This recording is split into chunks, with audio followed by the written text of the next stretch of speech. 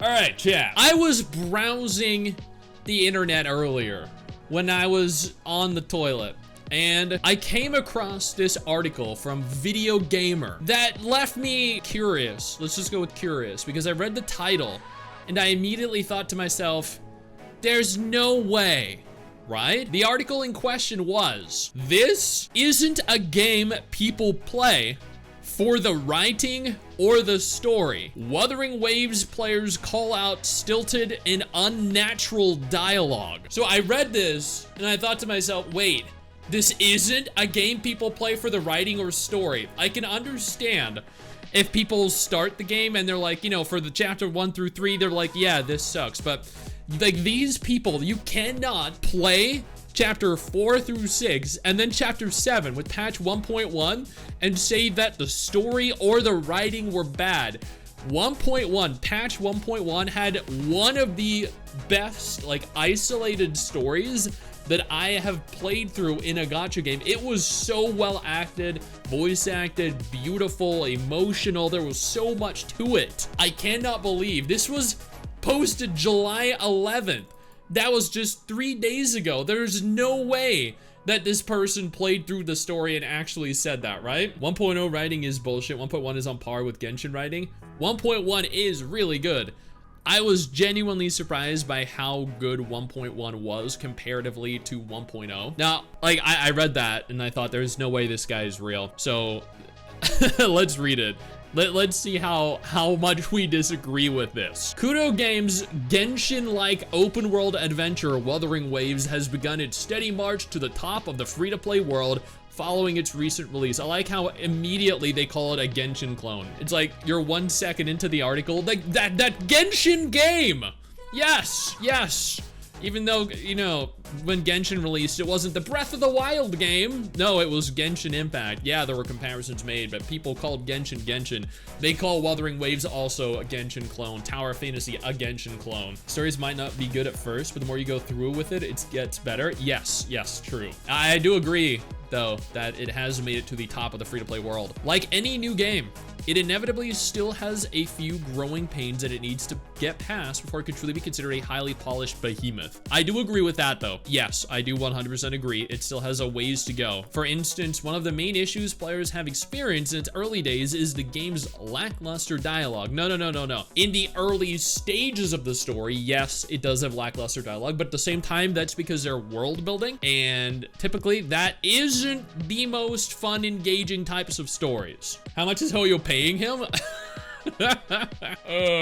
Genshin had a weak story at the beginning, and that is what I always tell people. I'm like, in what world was Genshin a monolith in terms of storytelling in 1.0? Like, that was never the case. When I played Genshin for the first time, and everyone that I knew played Genshin, no one was like, this is the greatest story I've ever seen.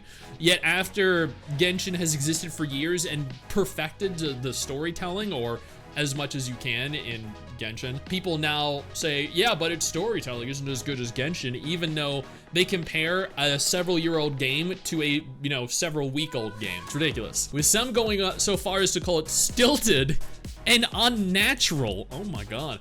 Over on Reddit, oh, so he references a Reddit thread, okay. Over on Reddit, user annualbar8293 was so unimpressed with Wuthering Waves' writing that they questioned Kudo Games developers' social skills. Quote unquote, it feels like it was written by a team who'd never had a single conversation with another human being. Okay, that is, no, come on, that is taking it too far. In no way does it feel like disassociative like that. In no way does it feel like, come on, that's just being obnoxious and hating for absolutely no reason. The storytelling isn't great, but come on. Other players commenting below the post felt the same way, as user Speedy2 even blasted the game's English voice acting after it forced him to switch to the Japanese dub. I agree, the English dub was pretty bad at the beginning, but again, after Scar comes in chapter 3, 4, 5, 6 with Encore, Alto, Jian, Yinlin, and then more recently with 1.1, Chongli, Jinta, the voice acting became significantly better, improved exponentially. So this leads me to believe that these people that are commenting, that are hating on this, including this reviewer, never made it very far into the game and just said, nope, this sucks. Gotta leave a bad review, negative comments on Reddit, blah, blah, blah. Your average Reddit user, right? Just by not having Paimon makes the story much more immersive and serious. 0.2 hours played. Yeah, that's one of those, right? I played the game for 45 minutes. I got through a little bit of the tutorial. I saw that Yang speaks like this. Immediately turned me off. I heard a little bit of the introductory story, and then I closed out the game, uninstalled it. Here is my review. That is what this is. Apparently, there's a link, though. There's a link to this. Hold on. Here is what the reviewer actually said. I'll admit it. I was hyped for the combat, especially after seeing the dodging mechanic and vaulting over cliffs instead of getting stuck like an idiot in Genshin. The game looked decent. The combat seemed like a major step up from Genshin, but now that I'm a few hours in, what's going on? Yeah, so there we go. This review is based off of a few hours. I played for a few hours and it sucks. Seriously, it feels like it was written by a team who'd never had a single conversation with other human being. It's stilted and unnatural. Anyone else feel the same way, or am I just being overly harsh? For the love of all that is holy, does the dialogue ever get better, or maybe it's just a problem caused by lost in translation issues? Literally a couple hours in to an Asian RPG, like, dude, I feel like they only played the game in order to find excuses to hate it. I feel like that's most Steam reviews in a nutshell, right? 1.0's dialogue is absolute dumpster fire with only one act that I actually didn't skip because it's okay. Yeah, it's probably Act 6 with Gion. It improves in 1.1. I personally disagree. I found nothing wrong with the dialogue itself except for the cringe storyteller. Glad they fixed the delivery for the story about Zhue in 1.1. Bits with Yang info dumps you. Oh, there's a comment from Speed. I can't say that I agree the dialogue is that bad in the beginning. Yeah, so there aren't that many negative reviews or negative comments here. This Reddit thread this only got 19 upvotes, but apparently this 19 upvoted Reddit thread was reason enough to dedicate an entire article on the Video Gamer website. Holy crap, are they out of content? Is that what it is? They're just like scouring Reddit for any topic they can to write about, and they're literally just verbatim quoting the Reddit users and their comments. At least it's not got to gaming, yeah. Someone wants to be like IG. Oh, there we go, the new IGN. That's perfect, yes. There we go. All right, let's continue.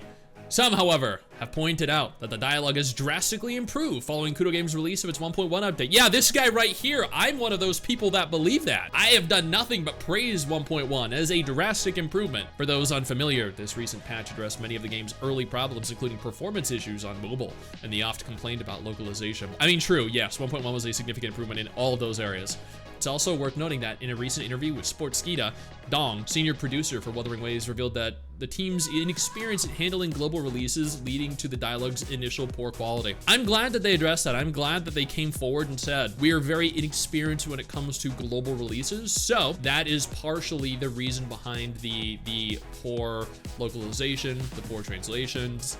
I am okay with that. They publicly addressed that, publicly admitted that. This is like, I mean, they had what, one other game, Punishing Grey Raven. There are bound to be issues that they run into. As long as they actually improve on them, then I have no problem with it. I complain about modern game journalism. I mean, with the number of complaints rising. Really? The number of complaints rising? I've seen very little complaints either on the Wuthering Waves subreddit or the Gacha Gaming subreddit or on Twitter or on social media or even on Discord comparatively to the number of complaints that were there, you know, the first week. So I think there is a drastic decline in the number of complaints, but according to this article, which cites no source whatsoever, there are a rising number of complaints. With this in mind, the team has started addressing it in two ways. By expanding the size of their localization team, which I appreciate. I did read that they were doing that. They're hiring additional team members and optimizing the localization workflow. So, even the Wuthering Waves still has a ways to go before it can reach the heights of its Hoyoverse counterpart. Can we stop comparing it to Hoyo games? It's a fucking different game.